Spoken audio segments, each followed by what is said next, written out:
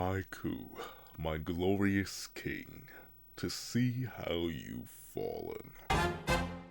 What's up, guys? That guy with a pencil here. Fun fact, I do meant to have it on me and keep it on me at all times. Another fun fact, I have 10 minutes to give you my thoughts on Neo Egoist League Aiku Olivier. And let me tell you, despite that ominous intro, they're more positive than you think. So let's start the timer right now and hop right into it. So obviously, Aiku was definitely a character before the Neo Egoist League, and he was kind of the standout character in the U20 match. Dare I say he's even more standout a character than Sei and Shido, which sounds absolutely insane to some, but I feel like he's the most consistent character from before the end of the U20 match, or not really before the end of the U20 match, but before the U20 match, in the middle of the U20 match, even after the U20 match. Aiku kind of goes buku bonkers, buku crazy, and he's the only character to actually get like a fully elaborated backstory on the team at the time throughout the U20 match. So Aiku was a major antagonist. So naturally coming into the Neo Egoist League, everyone was expecting a whole lot from the big bad old man looking boy. But with that being the case, I kind of saw a vision. A certain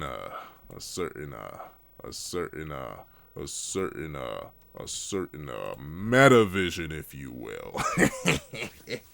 And the thing about that meta vision is I kind of knew that it wasn't gonna amount to much. And here's the thing about Neo Egoist League Aiku, and a similar thing with Neo Egoist League Nico, and even RU to a lesser extent. I'm not even sure if I'm gonna make an RU video, but I think I kind of need to make a video on the top 23. So like, he'll get it eventually. But with that being the case, Aiku kind of couldn't be allowed to be the same major antagonist narrative threat he was able to be in the U20 match, simply because the game wasn't about him.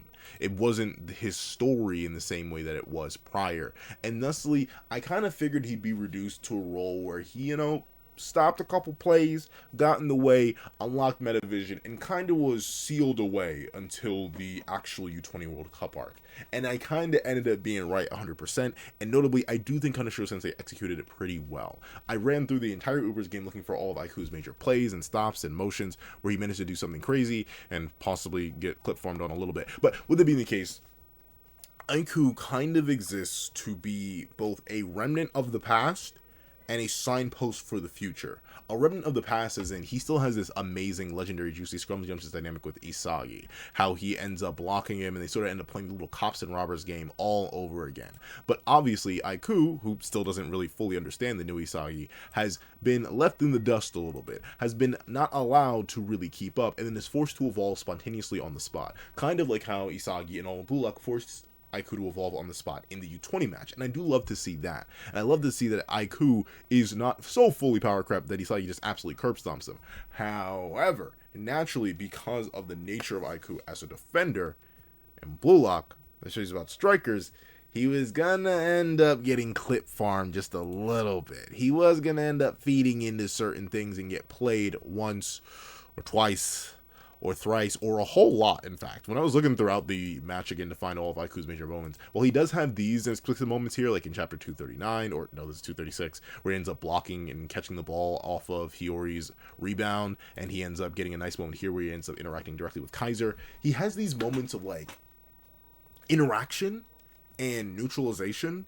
but there's nothing that, like, really formulates the game, if you will, in the same way that Aiku did in the U20 match. In the U20 match, what made Aiku so dangerous wasn't just the fact that he was a great defender who could sometimes lock somebody down for a little bit. It was also the fact that he would end up facilitating. But unfortunately, considering he was sharing a team with Lorenzo, he couldn't really be allowed to be the main facilitator. And on top of that, he was sharing a team with Nico, and Nico had his own narrative that needed to be pushed throughout, along with him also getting Metavision. So ultimately, Aiku was kind of pushed to the side in the grand scheme of things, but you may be hearing me say all this, and may see me pulling up a couple instances of this man either barely blocking or getting clip farmed on. So this is the most dangerous legendary juicy clip farm ever, where he literally got the ball sent straight through his legs off a I gotta stop saying upside down. Bicycle kick. It's just a bicycle kick. All bicycle kicks are upside down. But he got bicycle kicked on and nutmegged, which goes absolutely insane in Buku Bonkers, the ultimate clip farm of Doom Despair. But you may be like, why are you fine with this, Pencil Man?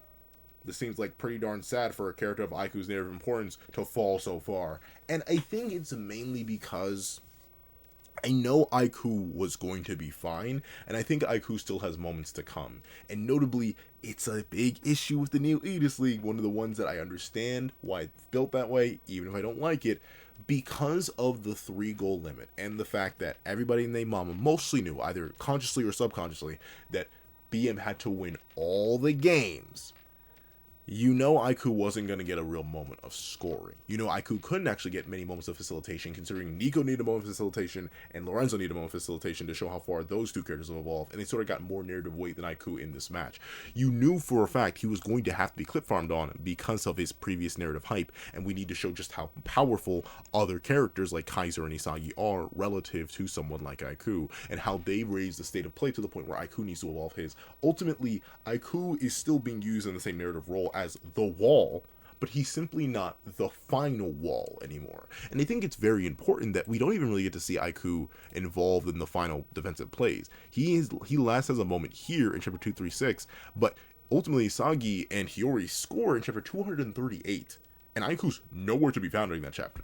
Last we see him is in chapter 239, where he collapses after burning through a whole bunch of energy by using Metavision, going to show that while Aiku is definitely still narratively relevant and definitely still narratively prevalent and has capacity for evolution beyond what he currently can do, he's not the big bad heavy hitter he once was. But I think all of this is building to an Aiku who better understands the more evolved version of the game now, with his experiences specifically against Kaiser and with his experience specifically working alongside Lorenzo and stuff like that. I think Aiku is going to enter a new state of play by the time of the actual U20 match. Obviously he's going to be our lead defender. Who else is it going to be? Nico? Really? So with Aiku being the lead again, and him basically being the defensive wall right before Gagamaru, we're going to actually get to see him fulfill his role in a new setting. And that's what the new Aegis League is all about, that idea of progression through aggression. And if there's one thing that makes me sad yet happy about how Neo Aegis League Aiku was written, it's his pretty much natural, immediate, and consistent subservience to Baro, right?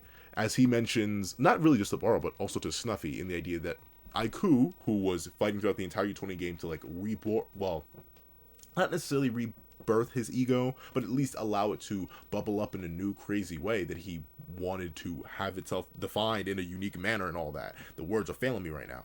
He didn't really get that moment in this game because he was forced to submit to Snuffy. And then when he wouldn't submit to Snuffy anymore, he was forced to submit to Baro.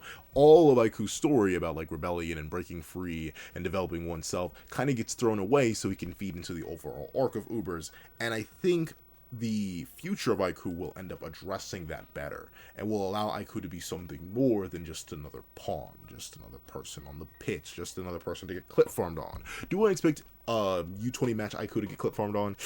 Yeah, I'm especially expecting him to get done extra dirty by Loki. Like, we didn't get to see any of that in the matches because we know Loki didn't play against Ubers, but I'm smelling in that France game 2 of the U20 World Cup arc, he's probably going to get absolutely violated. But with it being the case, I think all of this is serving as the grounds and basis for a juicy, thick, scrumptious Aiku evolution. From him getting clip farmed early in the game, to him getting clip farmed later in the game, to him barely facilitating anything at all, and more so just being a miniature wall that some characters had to hop over here and there.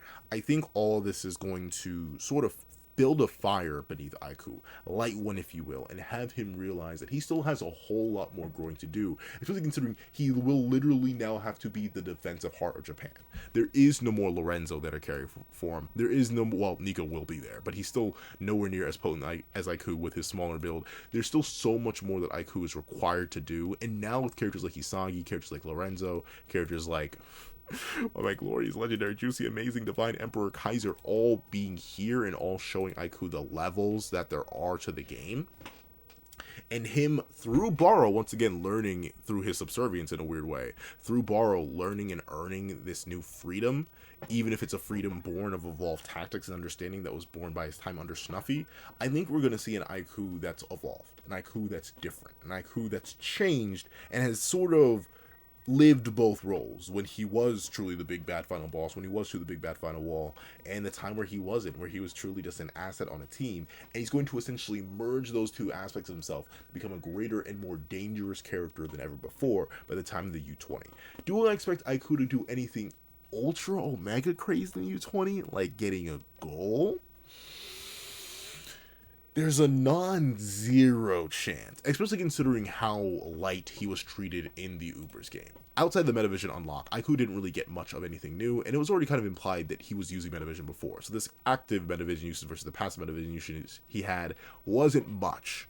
But with Aiku being set up so well to still be prevalent prevalent and relevant and naturally being the main defensive core of the Blue Lock 11. I'm very excited to see where he has to go now into the future. Do I think he'll be unstoppable? No, but I do think he'll be a lot more unstoppable than he was in Ubers, which simply acted as a transition point between him as a major antagonist and now a supporting character while he was a minor antagonist for a little bit in the New Aegis League. So overall, I think he was very, very well handled, even if I can undeniably agree that he fell from the heights that he once stood at. But with that being the case, I'm out of time. So if you made it all the way to the end of this video, please leave secondary wall. Since he wasn't the final wall, leave secondary wall in the comment section down below. I did thank you so much for watching. Be sure to leave a like, share, comment, and subscribe. Make sure that notifications so you don't miss out on any videos that come to the channel. Also, you can have a Patreon down below, or you support me for as low as $1 a month. Things like exclusive videos, early content, and more. Also, now become a member of the channel for as low as $3 a month to get the same perks and more. Some of those perks include the live reactions, so if this is time to review, and variations of all my videos, and if you become a $25 Patreon or $25 member, you can order whatever video you want. Also, the link to my Ko-Fi in the description down below. You can drop 5 views for a short video, 20 beans a long video, or any beans at all, and any support is always greatly appreciated. Now, thank you so much for watching once again, and I hope you guys have a wonderful day. This is That Guy with a Pencil, writing off.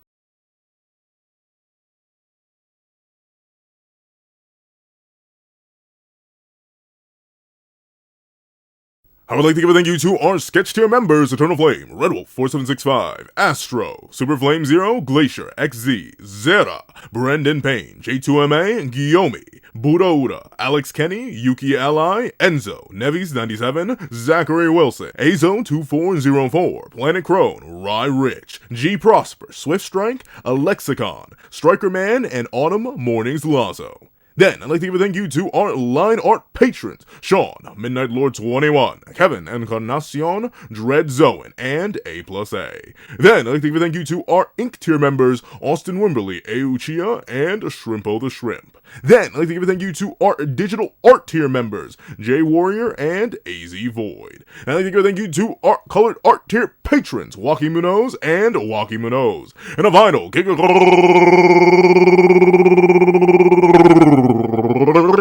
thank you to our ultimate That Guy with a Pencil tier patron, Calvin's wife. Not Calvin Elder, who ultimately does have one of my kidneys, but now I must know, and I must undergo the process of getting this second one removed, so I can send the other over to this wonderful family.